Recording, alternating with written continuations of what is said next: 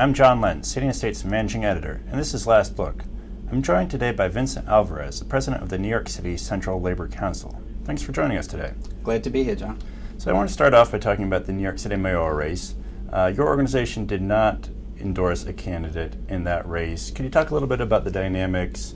It seems like unions have not really been together in terms of the mayoral candidates in the Democratic field. Well, each of the candidates that is running for mayor are very strong candidates. They have long-standing relationships with a lot of our unions. We have over 30 unions from our executive board that make the votes in the endorsement, and I think each one of them for their own went through their own internal process and felt very comfortable where they ended up in those process.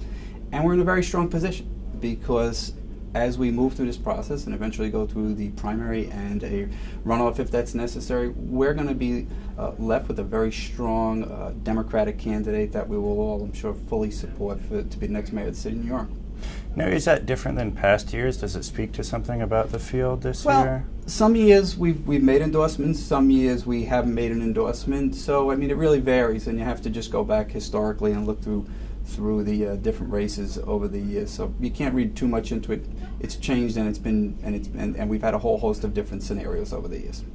Do you expect much shifting after the primary, well, if there's a runoff? I think we'll just have to wait and see. I mean, our focus up at the City Central Labor Council right now is focusing on all the races where we have made endorsements in. We've made a unified endorsement in the Comptroller's race for Scott Stringer, and the Public Advocate's race for Tish James. We've made endorsements in 4 out of 5 borough presidents and over 40 city council races. So the labor movement really came together, I think, in a very strong way, in a unified way. We talked about the issues, and we've discussed where we want the candidates to be on the issues, regardless of who is in whichever position they're running for city government, and make sure that we have an effective field campaign, which is really the component that we're at now. Now, the effort in the city council races, I believe maybe 7 to 10 races were going to be targeted out of those 40, and this is something that hasn't been done in recent memory. Correct me if I'm wrong. Well, this year we're running a much more effective campaign in approximately 7 to 10, you're right, races, and we feel that these are particular races for strategic reasons that we want to make sure that we have an active role, and we're working very closely with our affiliates to make sure that the candidates that we've endorsed win. And we feel comfortable as we go through the home stretch here, just 13 days out. Now, do you feel like the issues that are important to you are being discussed in these council races, or what are the key issues as well? Well, I think you have to step back away for a moment and just look at the big picture. You know, we've had 12 years in this city that, while it's worked very well for a very small minority of people in the city, the overwhelming majority of working folks here in New York have worked harder than they've ever worked before, and they just find that it's just not going well for them. We're leaving too many people behind. We're in a city today where we have over 3 million people on Medicaid, roughly 2 million on food stamps. We have over 20,000 children which live in homeless shelters. It's unconscionable for New York City, and a city that has done so well, where there have been a few group of people, particularly, we've called them the 1%. They've become defined out over the past few years, but there is truly an economic disparity which exists in this city, which is palpable, that I think everyday working New Yorkers see and they realize. So that is the backdrop when we talk about the specific issues. When you go sector by sector, it gets a little bit more defined. I mean, obviously, in the public sector, when you look into the public sector, it's a disgrace that we've had 300,000 municipal workers in this city, which is being left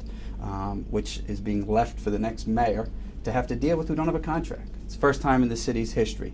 We have this administration has been insistent on accelerating the contracting out policies and using consultants with no oversight, which we've seen hasn't worked to the betterment and has actually worked to the detriment of the city. And I think we want to make sure that those issues are addressed. We also have to focus on making sure that when it comes to economic development, that we have responsible economic development in the city that makes sense, that we're putting people to work, we're putting highly skilled workers on these construction sites and making sure that they're doing a professional job, and that the permanent jobs are there that are going to be jobs with family sustaining wages and hopefully some benefits attached to them too. So there's a lot that we have to do. You look at the infrastructure in this city, we got to concentrate on that too. It's all about creating a climate, an economic climate where we're putting people to work in good jobs in the city. Now, you mentioned that impasse over all these municipal contracts. How do you see that issue playing out with the new mayor next year? Well, we're going to be at the table, and then that's where we need to be. And the labor movement has been willing to negotiate, but I don't think there's two sides. There's two sides to collective bargaining, and you need to have good faith coming from both sides. We've wanted to negotiate in good faith, and we just haven't seen it there with this administration. So I think that the municipal unions in the city are ready, willing, and able. They have been for years, and they look forward to having a new administration to sit down and get down to the negotiations that will be tough but fair, and we will be at the table. I also wanted to ask about independent expenditures. I think in some of these council races you'll be spending money. Looks like $160,000 so far through earlier this month.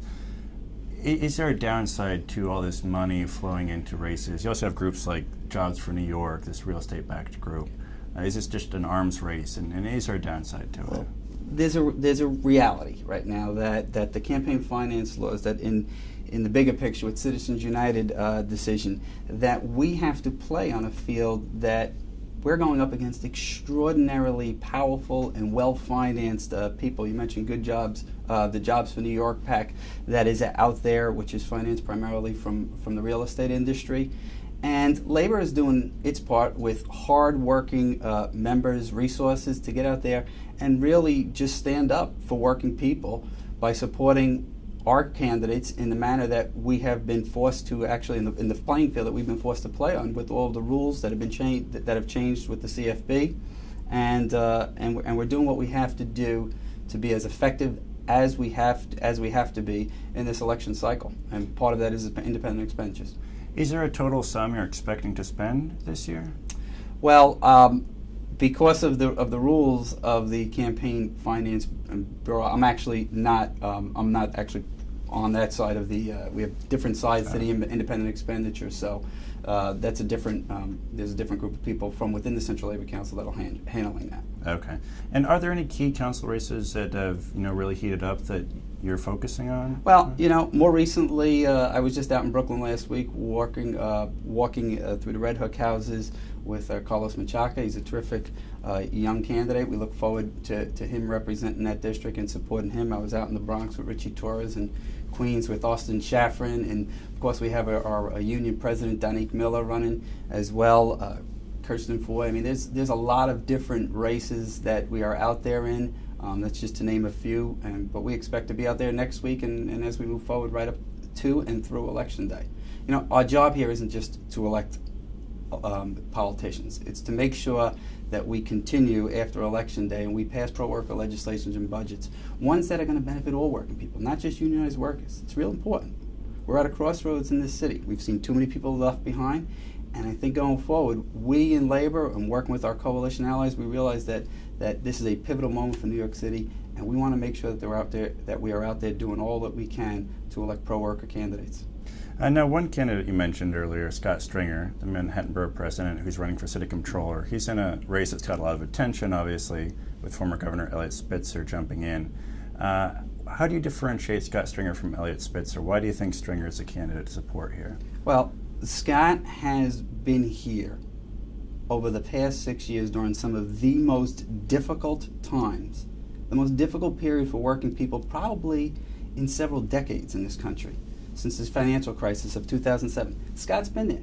He's been there first as an assemblyman and then as a borough president. He brings the skill, the intelligence, the dedication, and the commitment to that office that I think so many of us in the labor movement saw, that we've appreciated. He's he really reinvigorated the borough president's office in Manhattan. He's got community boards involved, which I think is something that everybody appreciated and saw. He's just been terrific in that position, and everybody in the labor movement, almost overwhelmingly, 100% of the labor movement and the folks that I know are enthusiastically supporting Scott, and we look forward to him being victorious as we approach Election Day. And going back to the mayor's race, there's a recent poll showing Bill de Blasio with 36% support, Christine Quinn at 21%, I think Thompson's close behind. Any thoughts on that poll that just came out? Well, there's 13 days between now and Election Day, so I'll let the polls speak for themselves. They're a snapshot in time. We'll see how it plays out. As I said, we at the CLC have a lot of work to do in a lot of different races, and that's where our concentration and our focus is going to be over the remaining 13 days. Vincent Alvarez, thanks for joining us today. Thank you. Great to be here. And that's it for Last Look. To check out other Last Look videos, go to our website, cityandstateny.com.